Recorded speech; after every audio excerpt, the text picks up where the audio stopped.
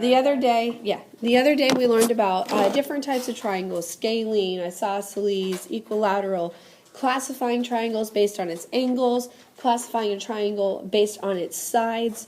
So we looked at those types of classifications. Then we also looked at how to find unknown angle measures, and we start by figuring out what is the sum of the angle measures of a triangle. What is it? What's the sum of the angles? What does it equal? 180. So if I know two of the angles, I can find the third one by subtracting them from 180. Okay? Now today we're talking about congruent triangles. And there's 3 different postulates that you're going to have to memorize. I know that you're going to have this in geometry, so it's important for most of you who are going into geometry next year that you take note of that. Okay? So we're starting off in section 5.5 on page 212. If you want to go ahead and turn there if you're not already. All right, so we're about in the middle of page 212, okay, about in the middle of page 212. And it gives us 2 triangles. Do you see those 2 triangles? Triangle KLM and triangle PQR. You see those 2? Okay, so these, basically what the instructions are saying is if the vertices or the midpoint of one or of the triangles match or correspond to the vertices of the other triangle, the angles and sides of one triangle match, okay? Or they correspond to each other, meaning that they have equal measures. So in this case, I do have corresponding triangles. So I can say that side LK, do you see where I am, side LK?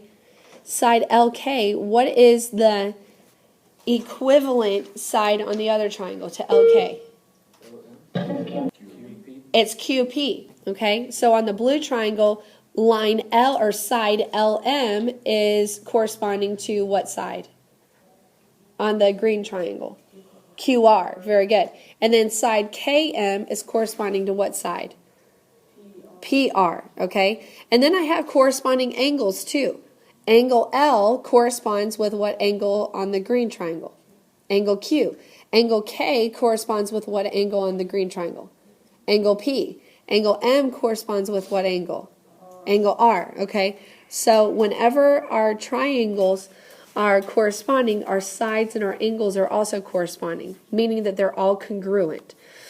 In example 1, it says, name the congruent sides and angles of triangle KLM and PQR shown above. So I'm still using the blue and the green triangles.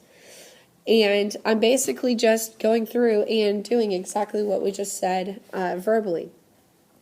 Now remember, the symbols mean everything. So I'm going to do a line over LK is congruent to side QP. And then side LM is congruent to side QR. And side KM is congruent to side PR. Okay, so I've done my sides, now I do my angles. Angle K is congruent to angle P. Angle L is congruent to angle Q.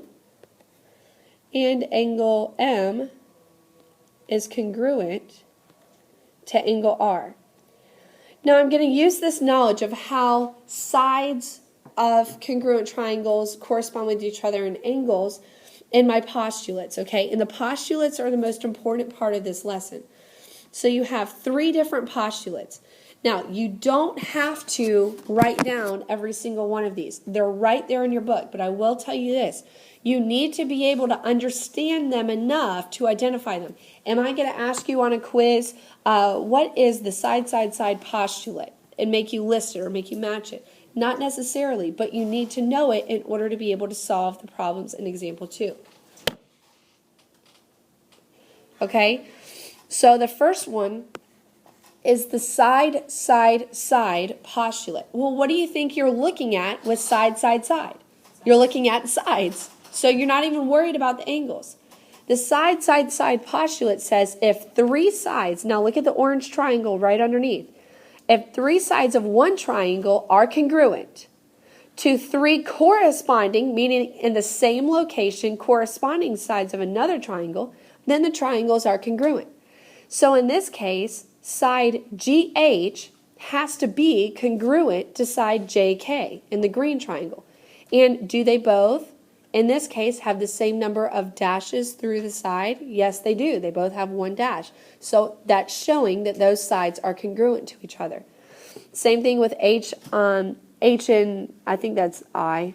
H and I have two dashes, and so do K and L. And then G and I and J and L both have three. So this would be an example of the side, side, side postulate. Now in the second one, the side angle side postulate, now I'm on page 213, kind of down to the second postulate. Now side angle side, now you're looking at a side, the angle that those two sides share, and then the other side. Side angle side, SAS. If two sides and the included angle of one triangle are congruent to the two corresponding sides and included angle, then the triangles are congruent. And in the example, in the purple triangle, they give us side P and Q, and side Q and R. Okay, those are congruent to B and C and D, and it's showing that angle Q and angle C are congruent as well. Do you see that? You see the little symbols? That's what it's showing us, that those are congruent. So that is an example of side angle side postulate. Now the third one, angle side side, now we're looking at angle first, then side, then another side. I'm sorry, angle side angle. Ooh, that is a typo. Angle side angle. Okay? All right, so angle, then a side, then another angle, two angles. So again, notice the yellow and the orange triangles. It's showing that angle C and angle F are congruent, angle B and angle E are congruent, and then side CB and side FE are congruent. So that is an example of angle side angle postulate. Okay, so you're going to need to be able to recognize which triangles are an example of which postulate. Let's look at example 2. In example 2A, it gives us two orange triangles. It shows us that two sides are equivalent and that their included angle is equivalent as well. Angles A and D are equivalent as well. Which postulate is this an example of? Side, side, side, side, angle, or angle, side, angle? That's what I'm looking for. What do you think? Side, angle, side, right? Because the included angle and the sides on either side are congruent. That's side, angle, side. So I would say that triangle ABC is congruent to triangle DEF, and I need a reason.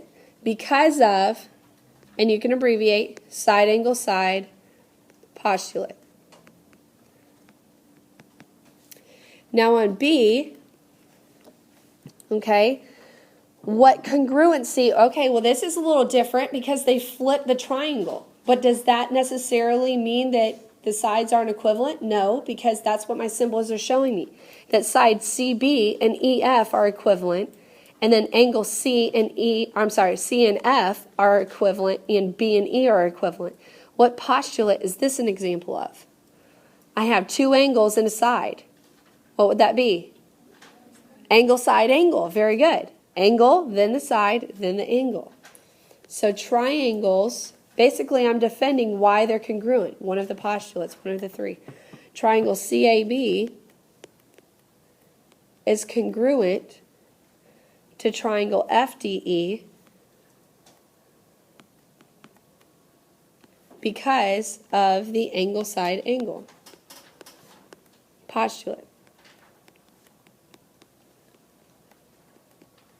Okay, one more. Letter C. Okay, now it's showing me that angles P and Q are congruent, angles X and N are congruent, and angles Y and M are congruent.